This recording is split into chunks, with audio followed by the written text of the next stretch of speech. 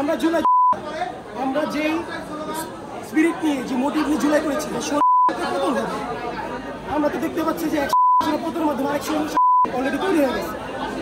তো তারা যে জুলাই বিক্রি করতেছে আমাদের ইমোশন আমাদের স্পিরিট আমাদের সকল কিছু তার পুঁজি করে আজকে সেম প্যাটার্নে আমরা দেখতে পাচ্ছি যে আগে যে কাজটা হতো একদম সেম প্যাটার্নটা তারা করতেছে। আসলে কারোর কোনো ছত্রছায়া থাকে না। আপনারা জানেন যারা সব সময় সরকার যে সরকারি থাকে তার ঘেঁষে থাকতে চায়। আমাদের এই বৈষম্যের বাংলায় 24-এর বাংলায় ওয়াসিম সাইদ মুগ্ধের বাংলায় কোনো ঠাঁই হবে না ইনশাআল্লাহ। তাদের তো কোনো ধর্ম নেই, তাদের কোনো জাত নেই, তাদের কোনো নীতি নেই। এরা এই বাংলাদেশের না, এরা এবং এরা আমাদের এই দেশকে আগামীর যে সুন্দর বাংলাদেশ আগামীর রাষ্ট্রনায়ক তারেক রহমান গড়তে চাচ্ছেন এই সুন্দর বাংলাদেশে এবং বরাবরের মতো সাংঘর্ষিক এবং সরকার বিরোধী।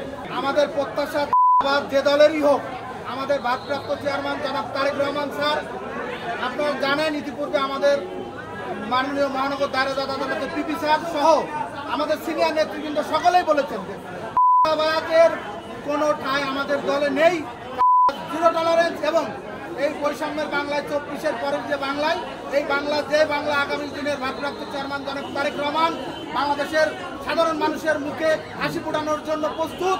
তিনি তার একদম ডিরেক্ট ঘোষণা যে চাঁদের বিরুদ্ধে তার জিরো টলারেন্স।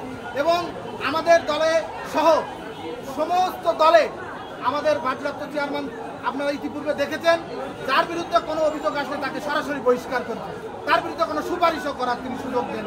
সুতরাং আজকে আমরা বলতে চাই যে দলেরই হোক তারা দেশের শত্রু জনগণের শত্রু, আমরা তাদের বিচার চাই। এদের পরিচয়টা হচ্ছে জুলাই বিক্রি তথ্য পাইছি ওরা জুলাই বিক্রি করে তারা বিভিন্ন জায়গায় করতেছে আর তারা নিজেদেরকে সমন্বয়ের পরিচয় দিয়া বিভিন্ন জায়গায় বিভিন্ন ভাবে তারা মিথ্যা ভাবে বলে আমি জুলাই যোদ্ধা, কিন্তু তারা করতেছে।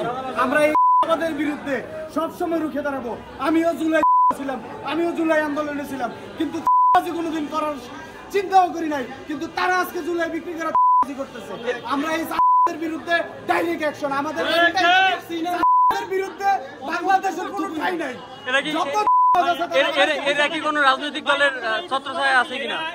এরা বৈষম্য বিরোধীর ব্যানারে করতেছে, তারা বৈষম্যকে বিক্রি করতেছে। আমাদের জুলাই 24-এর যে অভ্যুত্থান তারা বিক্রি করতেছে।